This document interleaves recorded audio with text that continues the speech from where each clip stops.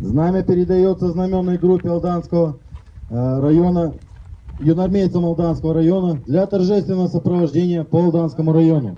За это время прошло очень много встреч, митингов, спортивных мероприятий, которые были посвящены встрече Знамени Победы в каждом поселении Нерюнгринского района. Также Знамя Победы встречали крупнейшие промышленные предприятия нашего района. Это управляющая компания «Колмар» и «Якутуга».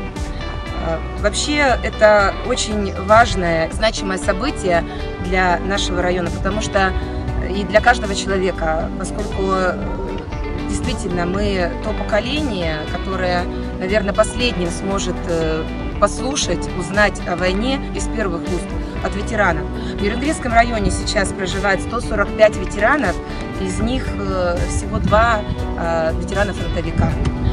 Тот нюанс, что Нерюнгринский район, город Нерюнгри строили люди со всей России, приехав на Бамовскую стройку, позволил нам соприкоснуться с историями ветеранов с разных концов России. Это и Забайкальский край, Читинская область, Украина, Белоруссия. Такая у нас богатая география, откуда были призваны ветераны.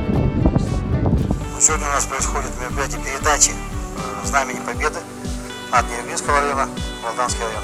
В дальнейшем у нас планируется завтра паровоз знамени по ветеранам Великой Отечественной войны по Алдану.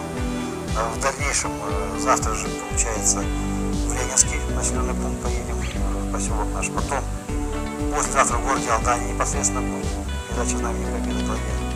Во вторник будет передача Знамени Победы в поселках Хатастыр и Нижний Куранах. И 15 числа мы передаем знамя в Томот. И 16 числа знамя будет находиться на берегу Дружбы, на нашем фестивале авторской песни.